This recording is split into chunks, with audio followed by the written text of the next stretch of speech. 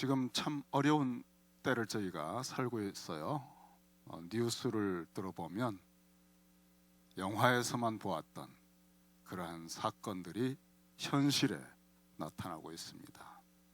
미국도 무감각할 만큼 가볍게 생각하다가 지금 갑자기 그냥 정신을 차렸는지 막 서둘러서 준비를 하고 있습니다. 거기에 따라서 미국에 사는 이민교회 교인들도 상당히 긴장감이 더해지는 것 같아요. 저에게도 계속 전화가 와요. 신문사에서 전화가 와요. 목사님, 예배 드리시나요? 지금 교회를 다 아마 설문을 조사하는 것 같아요. 모임을 하고 있는지. 아까도 어떤 분이 뜬금없이 전화해서 그 베들레헴 교회는 주일에 예배 드리나요? 그러더라고요. 아마 성도님 같아요. 어떤 분 같은데 아마 다른 교회들이 예배를 안 드리니까 저희 교회 한번 찔러본 것 같아요. 혹시 모르죠. 주일날 오실지. 속에서 기준이 있어야 될 것 같아요. 우리가 기준이 없으면 우왕좌왕하잖아요. 이런 기준에 맞췄다가 또 저런 기준에 맞췄다가. 한국에서 마찬가지입니다. 목사님들도 지금 오락가락합니다. 예배를 닫아야 되는 건지, 정말 순교의 각오를 가지고 예배를 드려야 되는 건지, 또 교인들도 견해가 다 채소견에 오른 대로 백인백색입니다. 기준이 불확실하다고 하는 것처럼 사람을 당황하게 하는 게 없는 것 같아요. 제가요, 오늘 금요 집회 말씀을 이제 정리하고 있는데 사무실에서 말이죠. 사무실에서 있는데 제 느낌, 감에서는 지금 시간이 이제 갈 때가 됐지 싶은 그런 느낌도 있어요. 그런데 사무실의 시계를 보니까 아직도 멀었어요. 그래서 여유를 딱 가지고 묵상도 하고 이렇게 있는데 제가 여러분 진짜 시계를 확인하게 됐는데요. 15분 전인 겁니다. 막 어쩔 줄 몰랐네요. 이거 챙기랴 저거 챙기랴 카피하랴. 그 사무실 시계가 1시간을 돌려놔야 되는데 그걸 안 한 겁니다. 그 시계 보고 여유를 부리고 있다가 오늘 아주 황당했습니다. 기준이 중요하구나. 성화에 대해서 많은 설교와 또 우리 자신들이 평생에 들어왔던 기준이 대략 열심히 해라 이거예요. 인간의 노력과 또 헌신과 의지력을 가지고 구원을 받은 백성, 칭의를 받은 백성은 열심히 수고해서 성화의 열매를 맺어야 된다. 그래서 성화라고 하는 그 말 자체는 우리에게 상당히 짐이 됩니다. 무거운 짐 같은 게 느껴지고 부담이 돼요. 우리의 의지력이 약할 때마다 낙심이 되고 좌절을 합니다. 자, 오늘 성화에 대해서 여러분과 함께 계속 말씀을 나누고 있는데 오늘 로마서 6장 1절에서 11절의 말씀은 우리에게 성화가 우리의 힘으로 하는 것 아니라는 사실을 가르쳐주고 있습니다. 여러분, 로마서 6장도 있고요, 7장도 유명합니다. 8장은 더 유명합니다. 근데 로마서 6장에 대해서는 싱클레어 퍼거슨도 얘기했지만 성경, 신약 성경 전체에서 가장 중요한 구절로 꼽히는 곳이 로마서 6장 1절에서 14절이에요. 그리고 6장만 알아서는 안 되고요, 다음에 7장을 알아야 되는데 여러분 7장의 유명한 말씀 아시죠? 아무리 의지력을 가지고 하나님 뜻대로 살아보려고 해도 도무지 죄를 이길 수가 없고 하나님의 뜻을 지킬 수가 없는 거예요. 그래서 그가 절망하면서 외칩니다. 오라 나는 곤고한 사람이로다. 누가 이 사망의 몸에서 나를 건져낼까? 여러분, 이런 체험을 하실 때가 가끔 있잖아요. 정말 하나님의 뜻대로 살고 싶고 죄를 이기고 싶고 주님을 닮아서 거룩한 성화의 삶을 살고 싶은데 유혹에 빠지고 낙심하고 늪에서 허덕이는 자신을 보면 절망하게 됩니다. 누가 나를 여기서 건져줄까?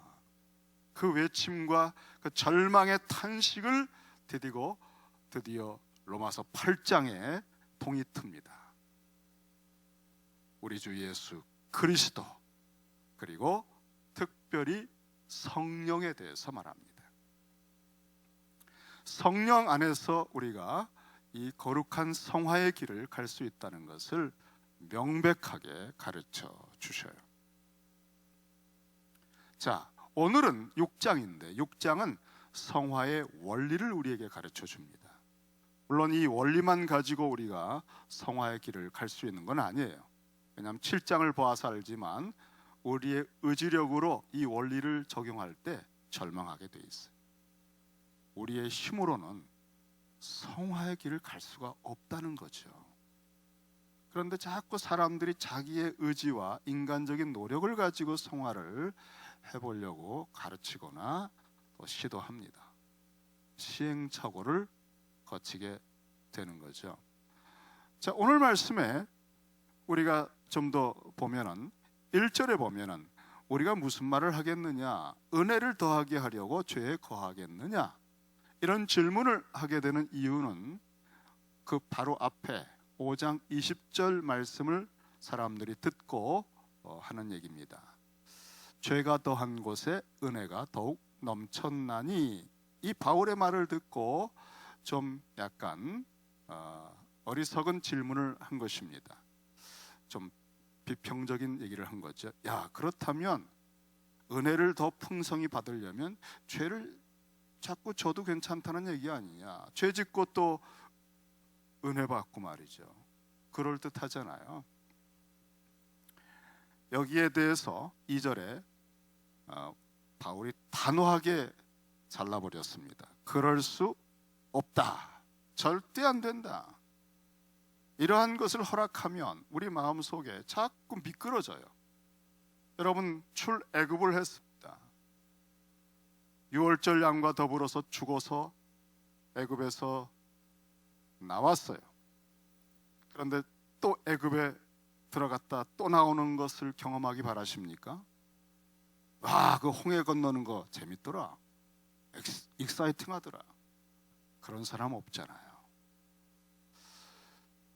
우리가 죄를 짓고 용서와 회개와 은혜를 받을 때 감격 있고 눈물이 있다는 것 때문에, 야, 그럼 자꾸 뭐 죄 져도 뭐 또 이런 은혜가 있지 않느냐, 이런 아주 교묘한 논리를 가지고 우리에게 꼬이는 세력이 거짓의 압이에요.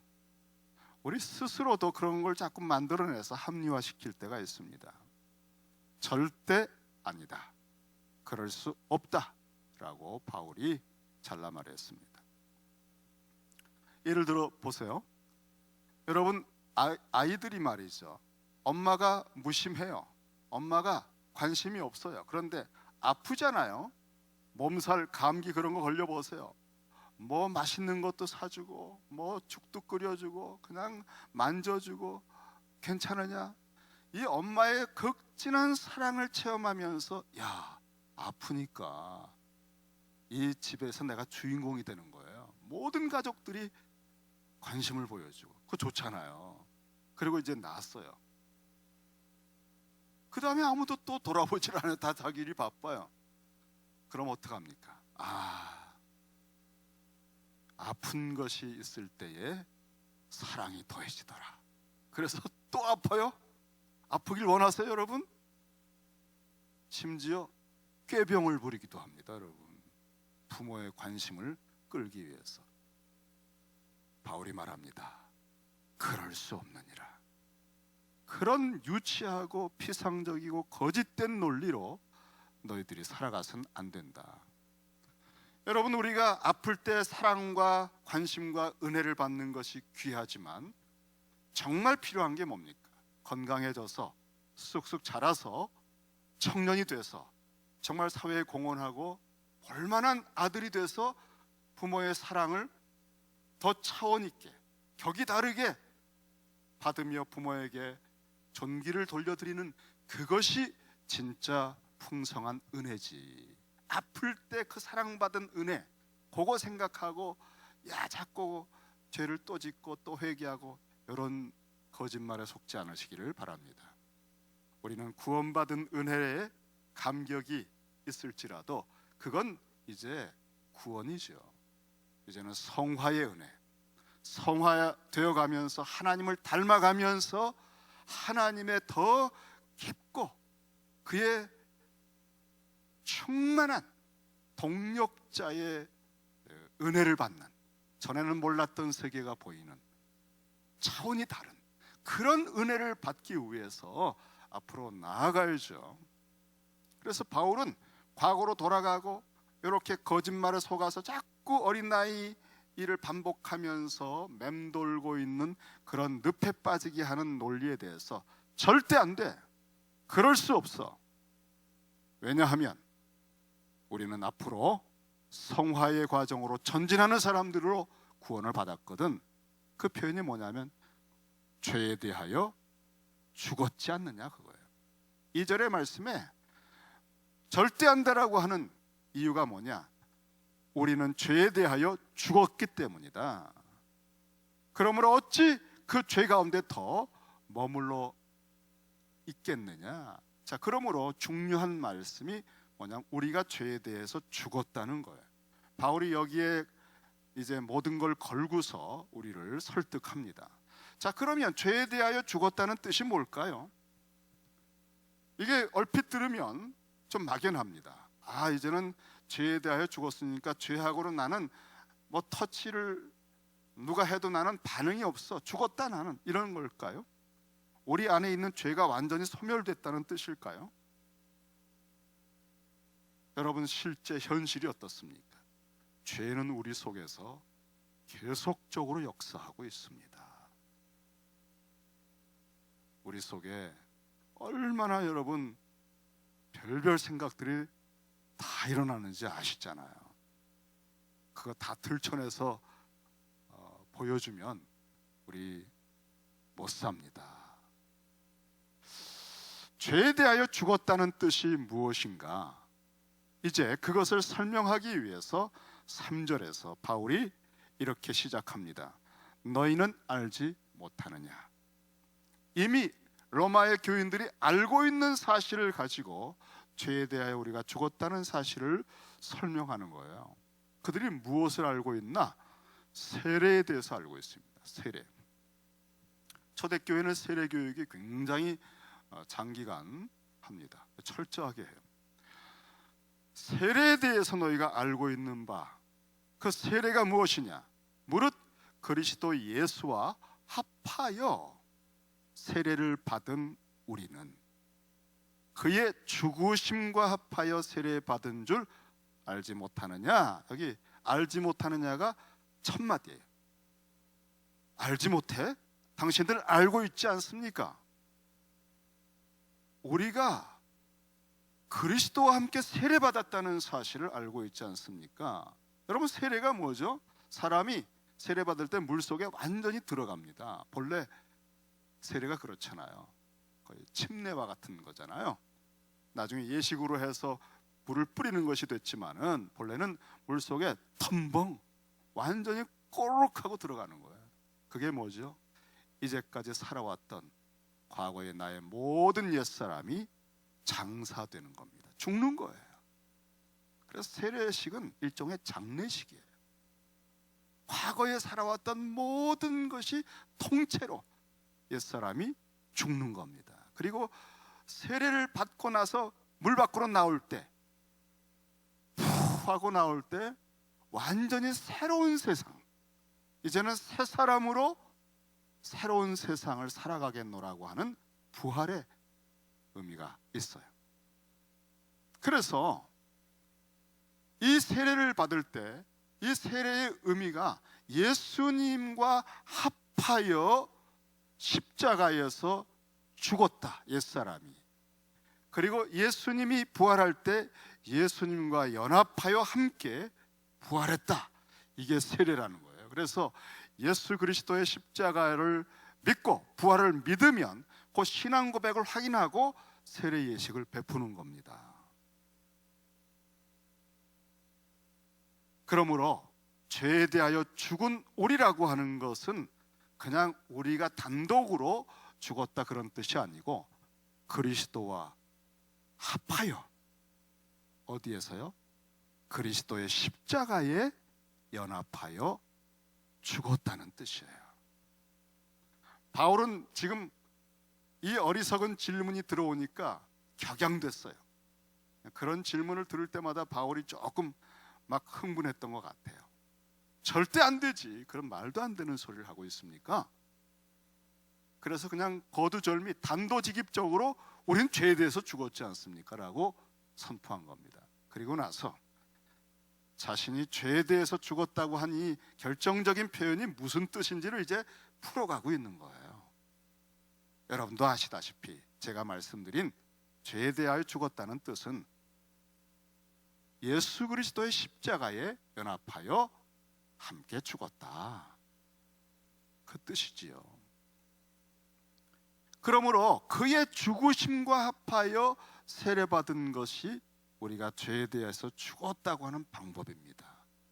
예수님과 연합하여. 그러니까 지금 중요한 게 하나 우리에게 제안된 거거든요. 뭐냐면 이제부터 설명 전체는 그리스도와의 연합이라고 하는 교리를 가지고 설명하고 있는 거예요.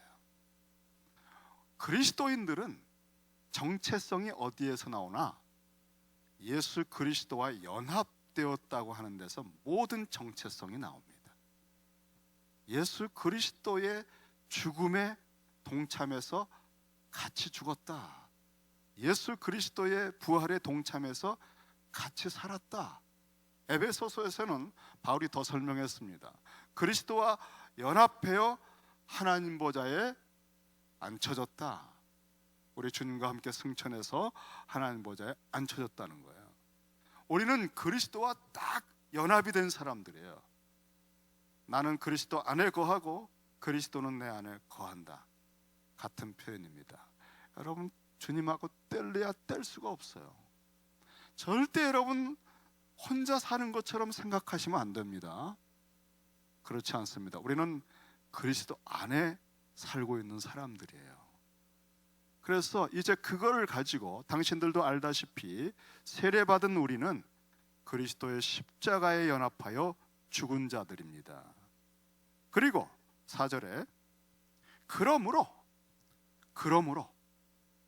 우리가 그의 죽으심, 예수 그리스도의 십자가의 죽으심과 합하여 세례를 받음으로 그 죽음은 아주 결정적인 영원한 죽음이에요. 예수님의 죽음은요, 잠깐 죽는 것 같지만, 몇 시간의 죽음 같지만, 뭐 며칠 만에 죽음 같지만 사실은 영원한 죽음입니다. Once for all, 단번에 영원한 속죄를 이루는, 그의 죽으심과 합하여 세례를 받음으로 그와 함께 장사되었나니, 다시 말해 이 장사라고 하는 것은 예수님의 죽음이 완벽한 죽음이다 하는 것을 강조하는 거예요. 십자가의 죽음만 얘기해도 되는데 장사된 것까지 얘기하는 것은 그 죽음이 완벽한 죽음이다. 여러분, 우리가 그리스도와 함께 연합하여 죽었다는 말씀이잖아요. 우리가 성찬식 때도 늘 찬양합니다. 내가 그리스도와 함께 십자가에 못 박혔나니 그런즉 이제는 내가 산 것이 아니다, 내 안에 그리스도가 사신다. 그리스도와 연합하여 십자가에 죽었을 때 여러분의 옛사람은요, 영원히 죽은 것입니다. 여러분의 옛사람이 죽을 수 있는 다른 방법이 없어요.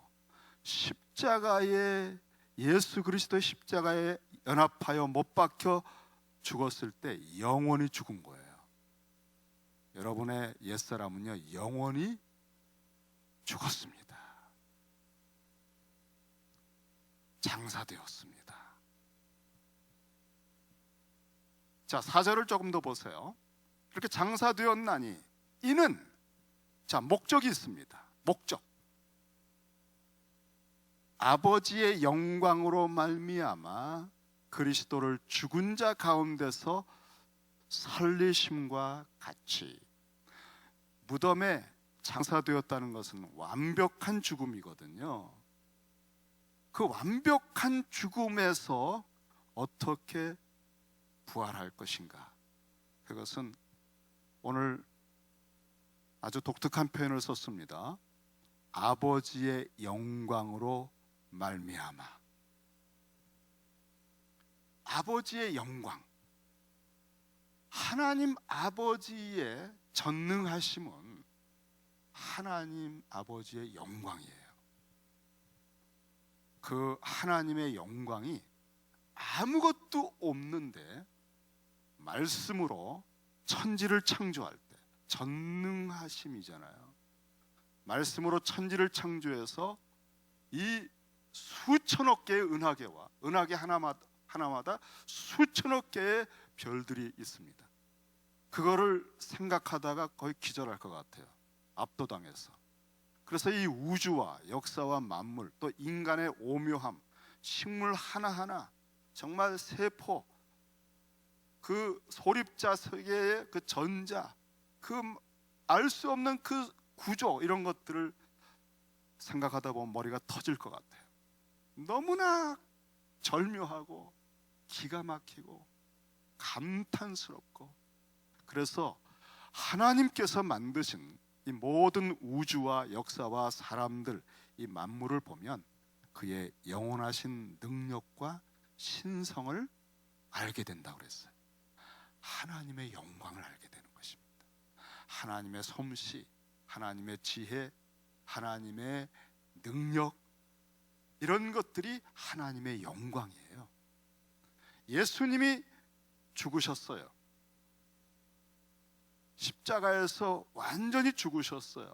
이 예수님이 다시 부활하는 사건은 이제 천지가, 만물이 창조되는 것보다 더 놀라운 그런 하나님의 영광이 쏟아져 부어서 부활하신 겁니다. 다시 말하면 예수님의 부활 사건에는 천지를 창조하신 하나님의 능력, 지혜, 선, 모든 것보다도 더 놀라운 하나님의 역사가 부어졌다는 뜻입니다.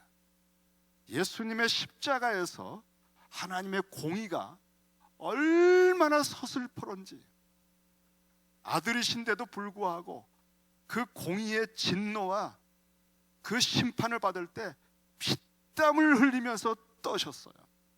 하나님의 공의가 얼마나 가공스러운지.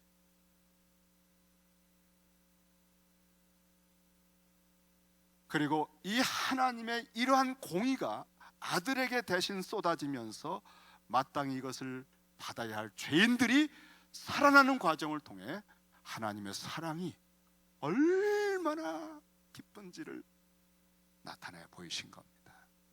그리고 도저히 빠져나올 수 없고 구원받을 수 없는 죄인들이 이렇게 성육신하신 주님을 통해서, 이런 지혜는 인간의 머리에서, 죄인들에게는 상상도 못했던 지혜입니다. 그럼 하나님만이 이 지혜를 가지고 계신 거예요. 그러니까 십자가에서는 하나님의 지혜가, 그 지혜의 영광이, 하나님의 사랑의 영광이, 하나님의 공의의 영광이 그 어떤 때보다 강력하게 계시가 된 거예요. 그리고 부활에서는 하나님의 능력의, 단순한 능력이 아니라 하나님의 그 모든 것들이 의로움으로 확인시켜 주시고 만물을 재창조하시는 그 모든 계획들의 첫 열매로서 아버지의 모든 성품과 능력의 영광을 쏟아 부으셔서 우리 주님이 부활하신 겁니다. 자, 그래서 이렇게 아주 귀한 표현을 한 거죠. 이는 예수 그리스도의 연합해서 우리가 죽었고 예수 그리스도와 연합하여 우리가 다시 살아났다는 것은 보통 사건이 아니다. 하나님 아버지는 이 사건을, 예수님의 십자가와 부활의 사건을 당신의 영광, 능력, 지혜, 선, 공의, 이 모든 것에 총체를 쏟아서 하나님은 우주보다도 더 놀라운 당신의 가장 핵심적인 사건으로 다루신 것이다. 바로 이러한 것에 연합하여 너희가 영원히 죽었고 그리스도의 부활에 연합하여 다시 살아났다는 새 생명은 상상할 수 없는 하나님의 재창조의 작품인 것이다. 우리가 이 복음이 우리를 회복시켰다는 의미를 너무 가볍게 생각하기 때문에 죄를 가볍게 짓는 거예요. 우리 죄 때문에 어떤 일이 벌어졌고 우리를 회복시키기 위해서 하나님의 영광이 어떻게 역사했는지를 알면요, 우리는 나 자신에 대해서 완전히 새로운 관점을 가지게 됩니다. 4절을 다시 보면, 그러므로 우리가 그의 죽으심과 합하여 예수 그리스도의 십자가의 그 죽음과 합하여 연합하여 세례를 받음으로 그와 함께 장사되었나니, 그 목적이 뭐냐?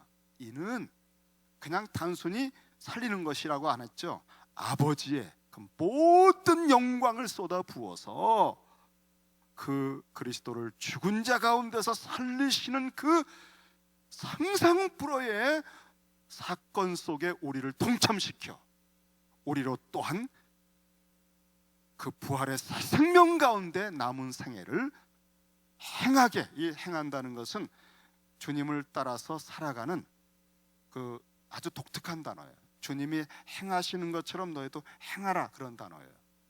나는 전능한 하나님이 너는 내 앞에서 행하여라. 에덴 동산에서 거닐 때, 동행할 때 그런 쓰는 단어예요. 단순히 단편적인 게 아니라 생애 전체를 부활의 새 생명에 이끌리며 그리스도를 다루듯이 우리를 다루시는 아버지 하나님의 그 사랑과 은혜와 그 계획과 뜻과 목표에 합당하게 살아가라, 이런 뜻이에요. 그러니까 여러분, 우리는요 참 귀한 존재들입니다. 여러분, 우리는 너무너무 귀한 존재들이에요. 5절 말씀 우리 한번 같이 정리하면서 같이 한 목소리를 읽겠습니다. 5절, 자 시작.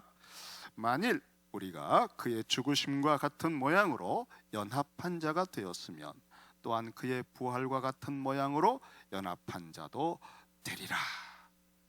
자, 오늘 좀 진도를 나가겠습니다.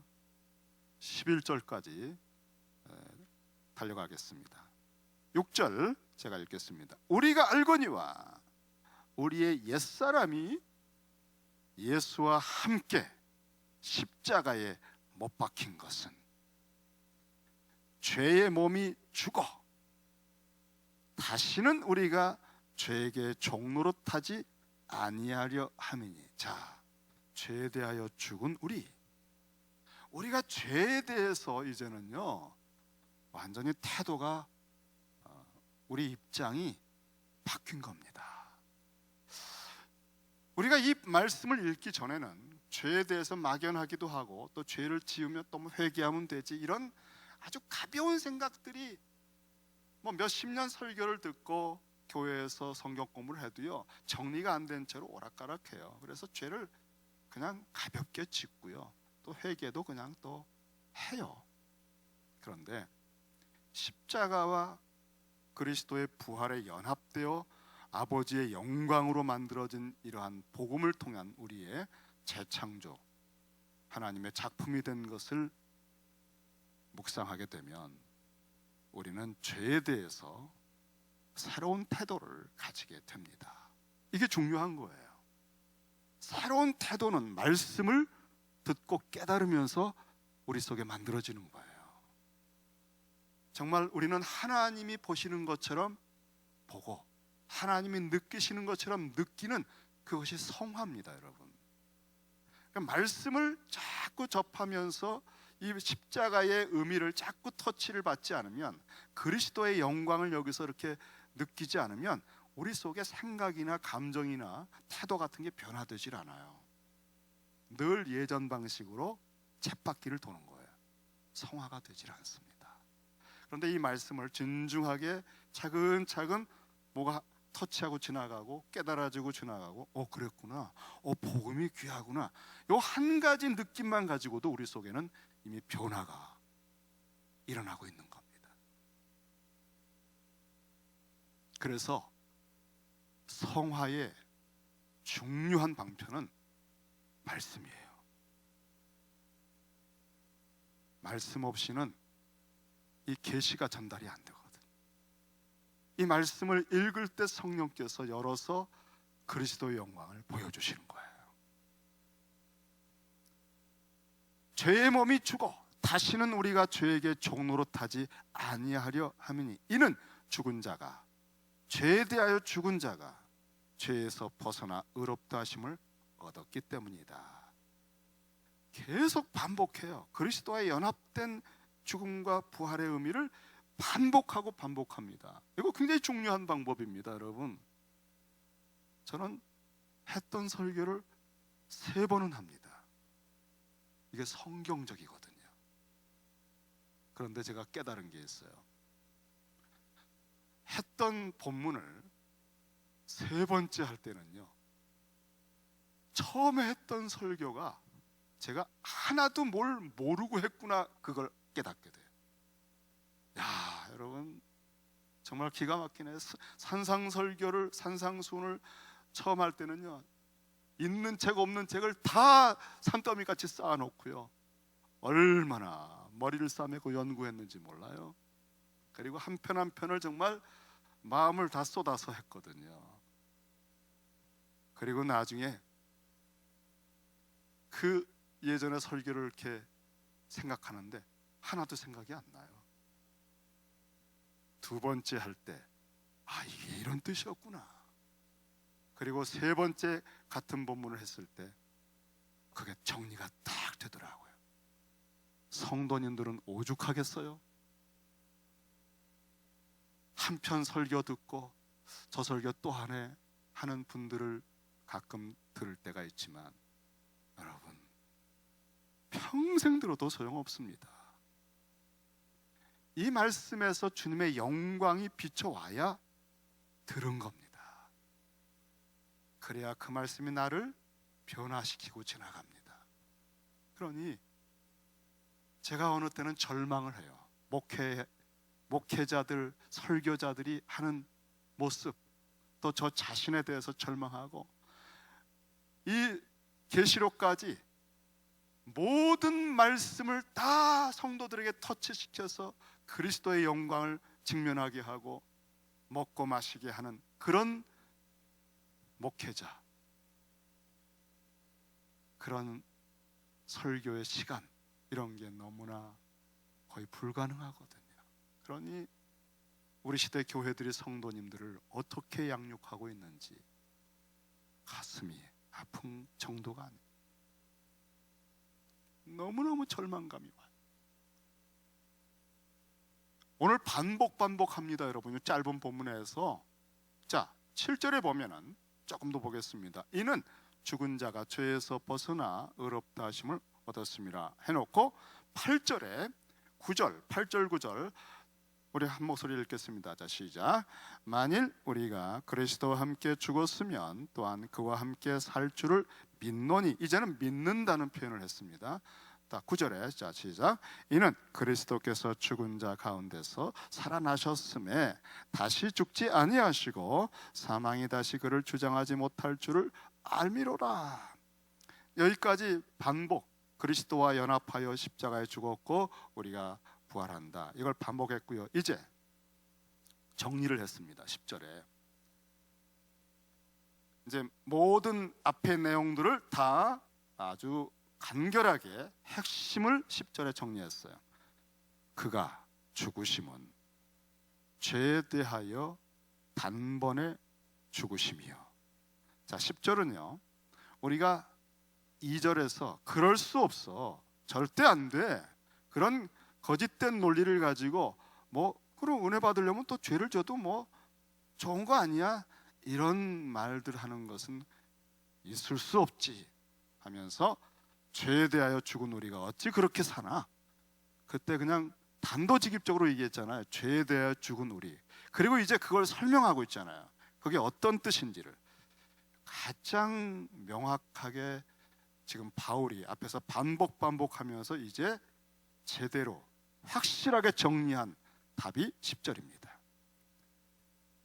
그의 죽으심에 연합했는데, 그러면 죄에 대하여 죽으셨다는 그 그리스도의 십자가의 의미는 뭐냐?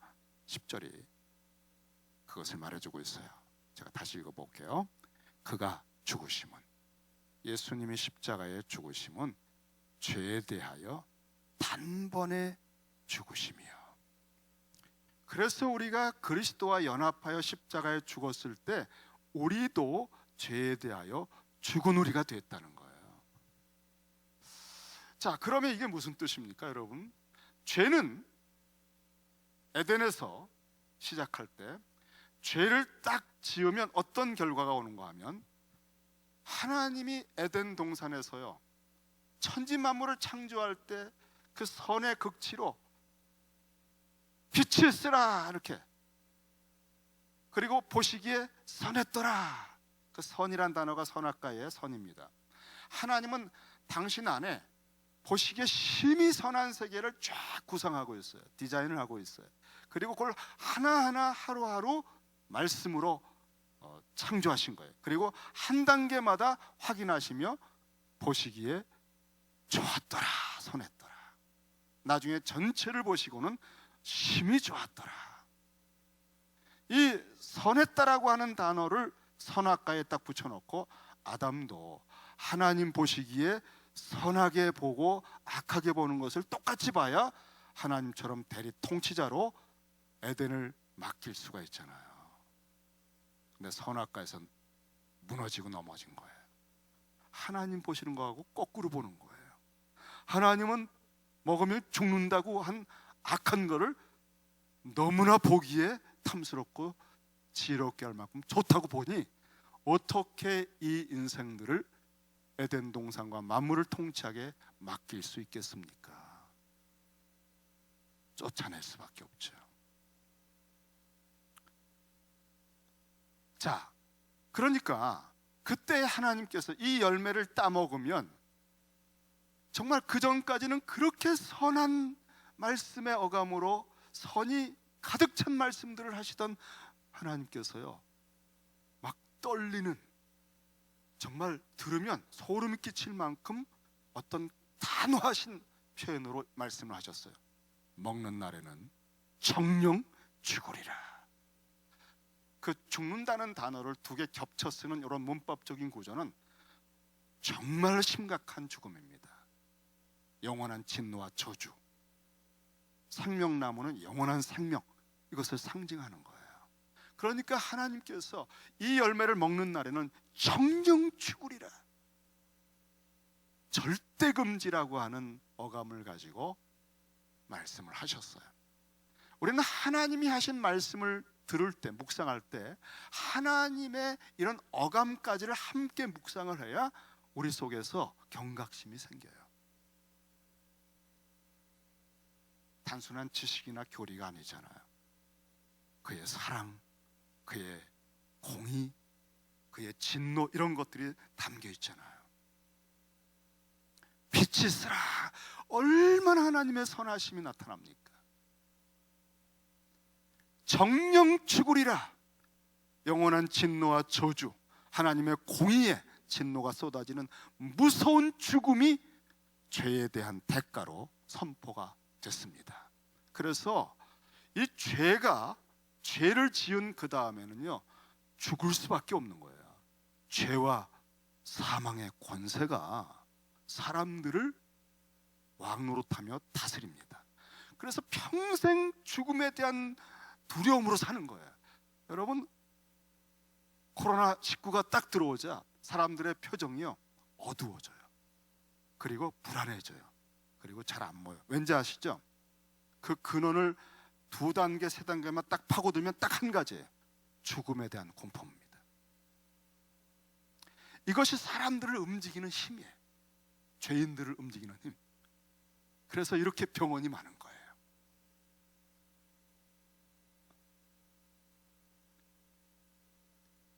이 무서운 죄와 사망의 권세의 종노릇에서 벗어날 수가 없는 인생들에게 주님이 오셔서 완전한 죄 없는 분이 내가 지은 죄값, 영원한 죽음, 그 진노와 저주를 다 받아 영원히 죽어야 되는 그 죄의 값을 완전히 당신이 뒤집어 쓰시고 십자가에서 영원하고 완전한 죽음을 대신 죽어 주셨는데 내 죄값을 완벽하게 치른 거잖아요. 그 죽음에 우리가 연합됐다는 거예요. 그러니까 예수님의 죽으심은 그 나의 죄값에 대한 죽음에 대해서 단번에 죽어 값을 치른 것이고, 그러므로 예수의 죽음에 연합되어 죽은 우리는 죄에 대해서 죽은 우리가 되었다는 거예요. 이게 무슨 뜻입니까? 이제는 죄가 나를 위협할 수 없다는 거예요. 죄가 나를 다스릴 수 없다는 거예요. 내가 죄의 유혹에 끌려갈 필요가 채끌도 없다는 거예요. 습관이 배어 있어서 우리가 나도 모르게 무의식적으로 끌려가서 또 죄를 짓는 경우는 있는데, 죄를 짓지 않을 수 있는 자유가 딱 들어찬 거예요. 노하면 되는 거거든요. 완전히 새로운 상황이 된 겁니다. 여러분, 십자가 이후의 사람은요, 십자가를 통해서 그리스도인은 역사상 최초로 죄 통치, 이 죄의 악한 사슬에서 벗어난 유일한 사람들이 그리스도인들입니다. 더 이상 죄를 안 지을 수 있는 자유가 생긴 겁니다. 물론 유혹을 또 받아서 죄를 짓지만, 건 여러분, 전하고 차원이 다릅니다. 전에는 죄를 짓지 않을 수가 없는 거예요. 끌려가지 않을 수가 없는 거예요. 거부할 수가 없어요. 노예이기 때문에. 근데 이제는 여러분이 말씀을 붙들고 주님을 의지하고 선언하면 죄가요 떠나가요. 놀라운 새로운 존재가 된 거예요. 여러분, 그리스도 안에서 내가 이룰 수 없는 죄를 끊고 죄로부터 의롭다함을 칭함받고 죄를 이길 수 있는 새로운 차원의 뭐가가 들어온 거예요. 이게 결정적 성화입니다. 이 결정적 성화가 있기 때문에 점진적 성화라고 하는 인생의 여정이 드디어 가능해진 거예요. 우리 힘으로가 아니라 그런 주님과 연합을 통해서 우리 속에 놀라운 변화가 들어온 겁니다. 이것이 얼마나 놀라운 것인지를 이제 여러분들 조금 더 나눌 필요가 있는데 오늘 시간이 많이 갔어요. 기도하십시다.